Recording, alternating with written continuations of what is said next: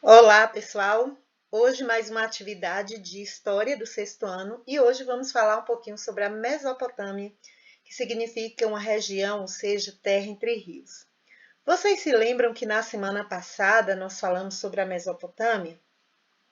Você sabia que as cidades consideradas mais antigas do mundo faziam parte dessa região? E você já imaginou a convivência, né, em sociedade sem a existência de leis? Imagine aí se não tivesse as leis. Você já fez uso da escrita hoje? Você já parou para pensar como seria a comunicação mundial sem a escrita? Pois bem, vamos viajar pela história da Mesopotâmia e descobrir como ocorreram os mais importantes processos históricos vividos pela humanidade.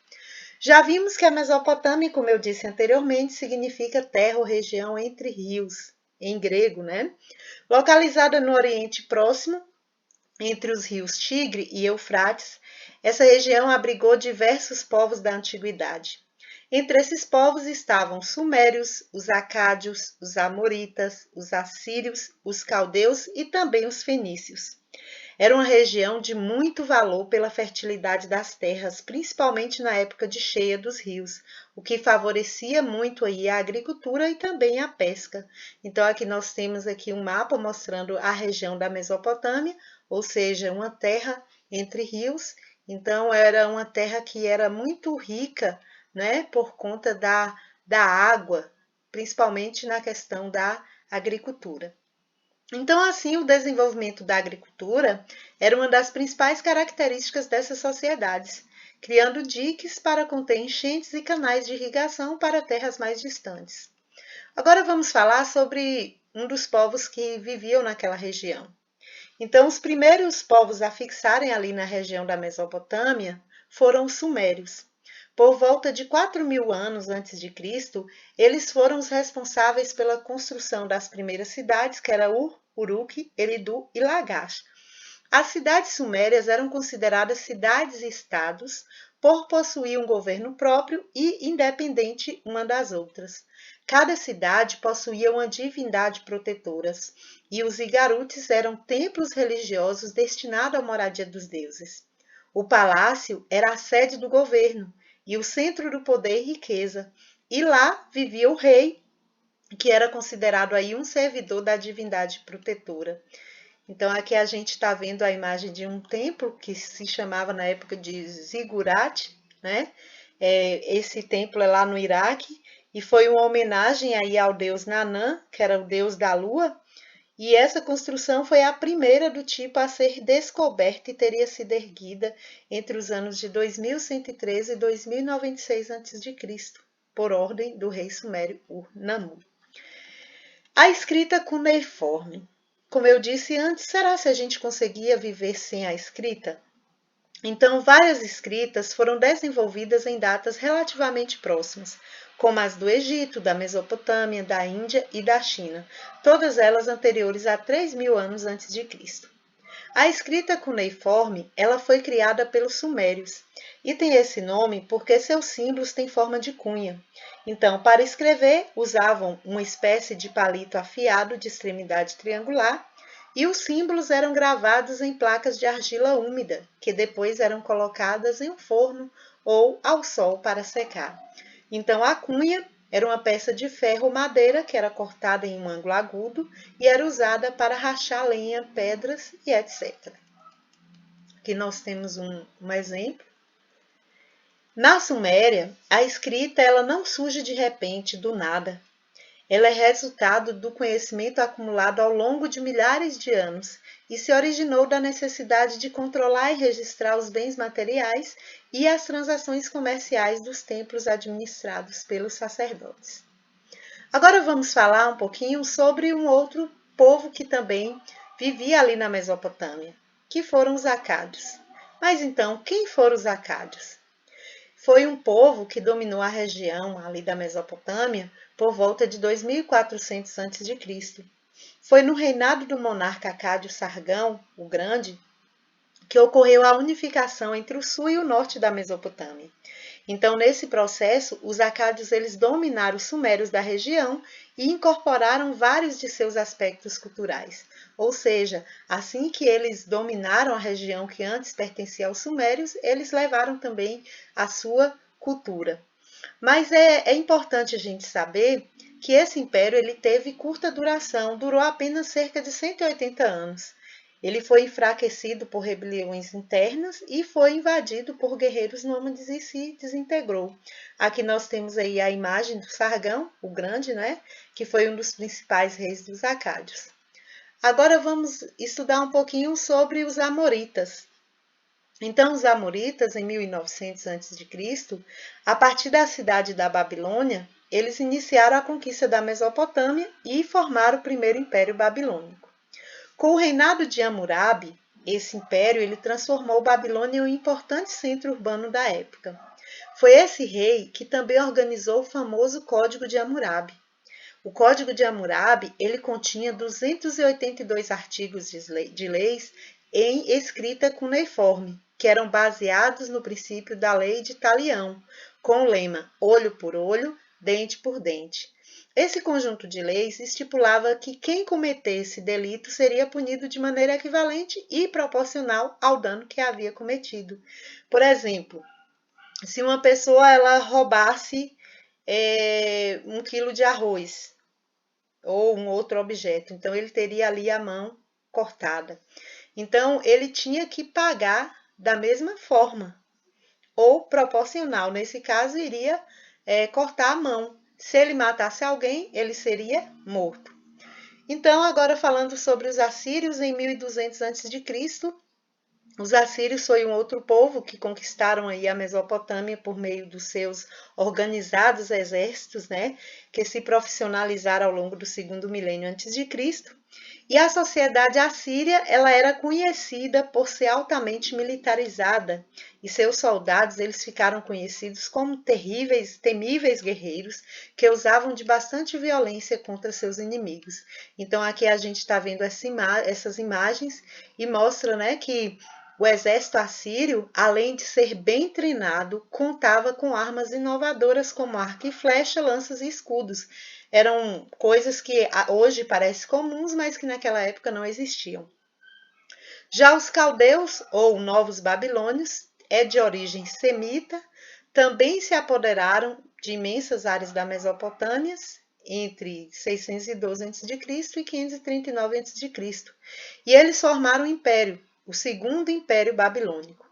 O auge do Império Caldeu ocorreu em 587 a.C., quando Nabucodonosor conquistou Jerusalém, ampliou o território do império e forçou os judeus a marcharem como escravos para a Babilônia.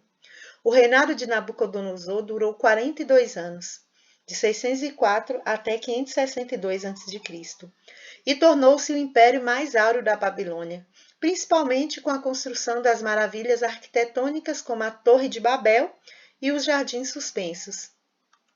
Após a morte desse imperador, o Império Babilônico ele foi conquistado pelos persas em 539 a.C. sob o comando do rei Ciro. Os Jardins Suspensos da Babilônia já foram considerados uma das 7 maravilhas do mundo antigo. E, segundo a história, eles foram um presente do rei Nabucodonosor à sua esposa. Os jardins continham berinjelas, cebolas, pepinos e várias árvores frutíferas. Mais adiante eu vou disponibilizar ali para vocês um link e vocês irão ter a oportunidade de ver imagens em 3D dos Jardins Suspensos da Babilônia. Agora vamos falar um pouquinho sobre os persas, os fenícios e os hebreus. Vamos começar pelos fenícios. Os fenícios eram um povo de origem e língua semita que se firmou por volta do ano 2500 a.C. na costa mediterrânea, ali entre o mar Mediterrâneo e as montanhas que hoje pertencem ao Líbano. Os fenícios eles foram os maiores navegadores, construtores de navios e comerciantes do mundo antigo. Eles controlavam o mar Mediterrâneo e suas rotas comerciais ligaram diversas civilizações existentes. O solo daquela região que eles ocupavam não era muito fértil e era inviabilizado para a agricultura e também para o pastoreio, que eram as atividades mais comuns naquela época. Eles viviam muito próximos ao mar, já realizavam trocas agrícolas com os egípcios, ganhando experiência. Eles estavam bem localizados em uma região de encruzilhadas de rotas comerciais, e onde vivia o cedro era muito comum, que era uma madeira excelente para a construção de navios. As suas principais cidades foram o Gari, Sidom, Tiro e Bibom. E eles também tinham excelentes portos. Então aqui nós estamos diante do alfabeto fenício, né? Vocês observam, porque foi um dos maiores legados, ou o mais importante legado fenício para a civilização ocidental, foi a criação de um sistema de escrita prático e simples, que era baseado em um alfabeto com 22 letras, que deu origem ao usado atualmente pelos ocidentais. Então, o alfabeto dos fenícios ele foi adotado e aprimorado pelos gregos, né?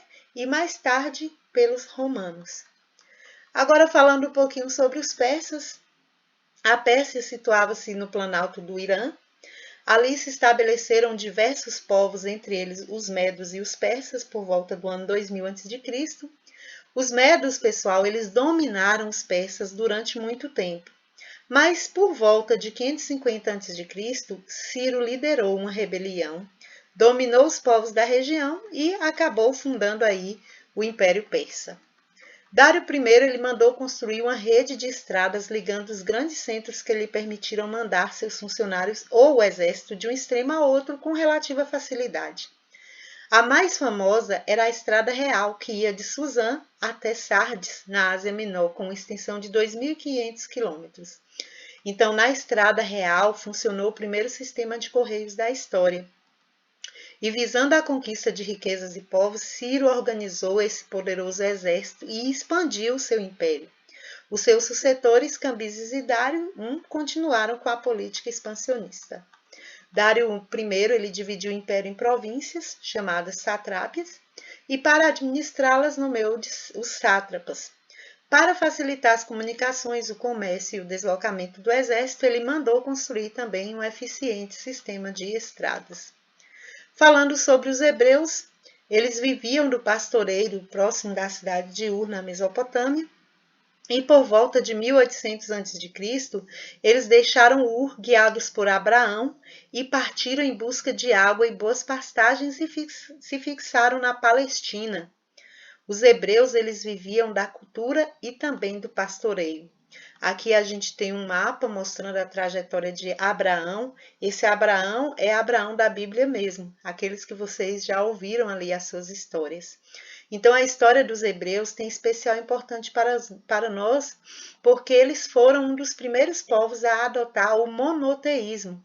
E o que é isso? É uma crença em um só Deus, que é a base do cristianismo, que é a religião da maioria dos brasileiros. A Bíblia, além de ser um livro religioso, é uma importante fonte histórica para contar a história do povo hebreu. Então, aqui nós temos um quadro mostrando a evolução política dos hebreus, né? A gente vai ter aí de patriarcas a juízes até chegar em reis, e depois vocês analisam direitinho esse quadro, tá? Para vocês entenderem um pouquinho dessa evolução política. Mas eu vou falar só um pouquinho aqui do início. Os patriarcas tinham a transição do nomadismo para o sedentarismo, depois os juízes, o reinício das disputas pela Palestina, luta contra os filisteus, amoritas e cananeus, e os reis já é quando reconquista a Palestina, fortalecendo aí o poder central. Então aqui a gente vai ver a história de Davi, de Saul. Aí vocês podem falar, mas professor, esse Davi é aquele menininho que com uma pedrinha girou e derrubou o gigante Golias? Sim, é ele. E é por isso que eu quero até reforçar aqui para vocês, como eu disse, né? A Bíblia, ele além de ser um livro sagrado para o cristianismo, né? Ele também é um livro histórico. E todos os personagens que estão ali na Bíblia são pessoas que realmente existiram. Então não é um conto de fadas. Porque muitas vezes as pessoas colocam a Bíblia como um livro ultrapassado, antigo e que não serve para nada, mas é uma grande fonte histórica. E aqui se a gente analisar ali os livros da Bíblia, principalmente os do Antigo Testamento, nós vamos ver a história desse povo que está falando aqui: Salomão, Davi, Saul, Gedeão, Samuel, Josué, ok? Agora aqui eu fiz só um quadro para a gente fazer um comparativo entre os persas, né? Os hebreus e os fenícios. Os persas fundaram o império mais poderoso da antiguidade e conquistaram outros povos. Sua principal característica foi articular a cultura dos povos conquistados, juntamente com a sua, né? Ele queria juntar seu povo. Eram grandes comerciantes, foram os primeiros a falar o aramaico, que é a língua do tempo de Jesus.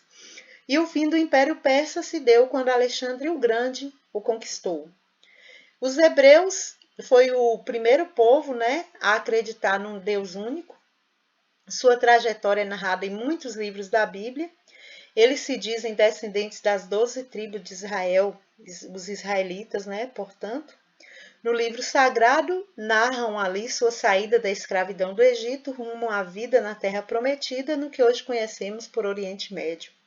Já os fenícios eram exímios navegadores da antiguidade, tinham no comércio uma das suas especialidades. Eles criaram o alfabeto e os fonemas, ou seja, deram letras de acordo com o som das palavras, e seu sistema de governo era pautado nas cidades e estado, que tanto podiam dominar umas às outras, como aliar-se conforme a necessidade.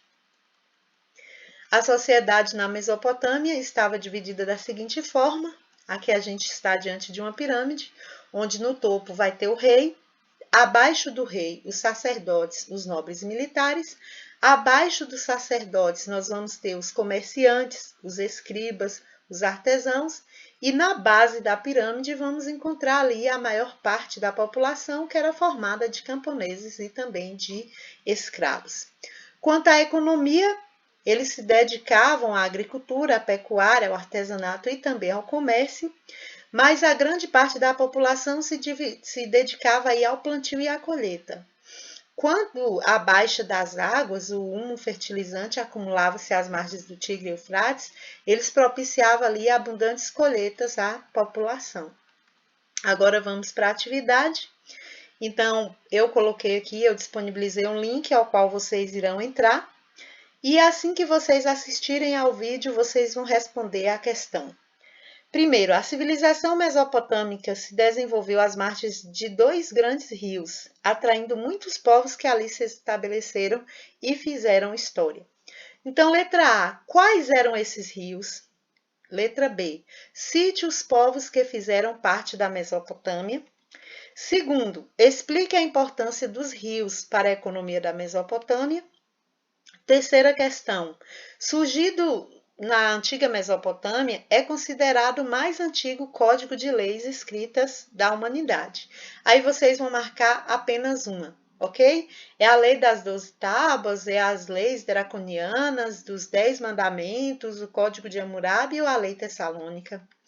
A quarta questão, vocês vão descrever a organização social da Mesopotâmia, como a sociedade estava organizada, é aquela pirâmide que eu mostrei para vocês há pouco. E a quinta questão, vocês vão observar essa imagem, né? E depois que vocês observarem, vocês vão falar. As charges mostram semelhança entre a escrita cuneiforme dos sumérios, os hieroglifos dos egípcios e os emojis, né, usados atualmente. Qual é essa semelhança? A sexta e última questão, vocês vão responder, vocês vão comentar na verdade, é a afirmação que diz assim: os fenícios, eles tiveram alguma participação na criação do alfabeto que utilizamos nos dias atuais? Sim ou não? Comente, por favor. Então é isso aí, pessoal. Até a próxima.